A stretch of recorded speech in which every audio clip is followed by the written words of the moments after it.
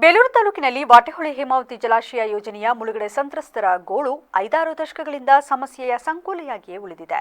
ಸಂಬಂಧಪಟ್ಟವರು ಇನ್ನಾದರೂ ಇದನ್ನು ಬಗೆಹರಿಸಲು ಪ್ರಯತ್ನಿಸಿ, ಇಲ್ಲವಾದರೆ ರಾಜ್ಯ ಸರ್ಕಾರ ಎಲ್ಲ ಮಂಜೂರಾತಿಯನ್ನು ನೋಟಿಫಿಕೇಶನ್ ಮಾಡುವಂತೆ ಮಾಜಿ ಸಚಿವ ಬಿ ಶಿವರಾಮ್ ಆಗ್ರಹಿಸಿದರು.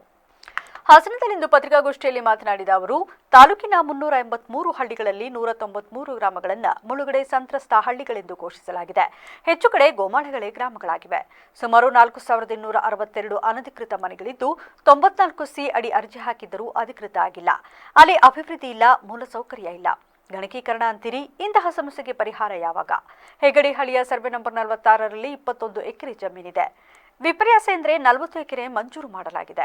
ಯಾರಿಗೆ ಎಷ್ಟು ಜಾಗ ಸೇರಿದೆ ಗೊತ್ತಿಲ್ಲ. ಹಾಗೆಯೇ ಇಬ್ಬೀಡು ಗ್ರಾಮದಲ್ಲಿ 23 ಎಕರೆ ಜಮೀನಿದ್ದರೆ 96 ಜನರಿಗೆ ಹಂಚಿಕೆ ಮಾಡಲಾಗಿದೆ.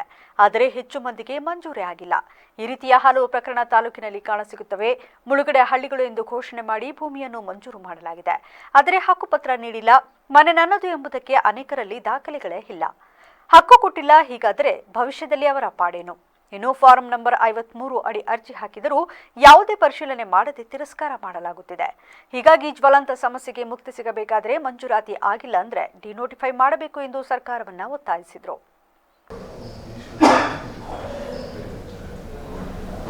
17,000 ಆಸುಪಾಸು ಕುಟುಂಬದ ಇಷ್ಟೊಂದು ಅನಾನುಕೂಲ ಯಾಕೆ ಅಂತ 383 ಹಳ್ಳಿ ಇದೆ, ದಾಖಲೆ ಗ್ರಾಮಗಳು.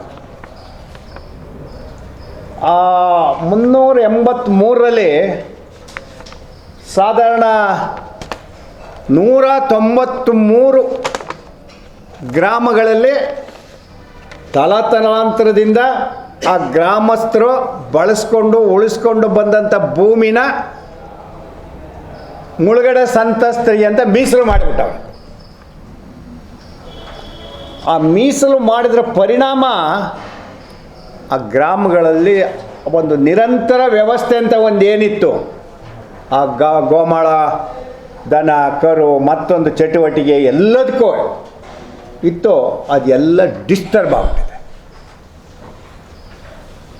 ಎಷ್ಟು ಮಟ್ಟಿಗೆ ಅಂದರೆ ಭಾಳ ಊರುಗಳಲ್ಲಿ ಗೋಮಾಳದಲ್ಲಿ ಗ್ರಾಮಗಳೇ ಬೆಳವಣಿಗೆ ಆಗಿ ಹೋಗಿದ್ದಾವೆ.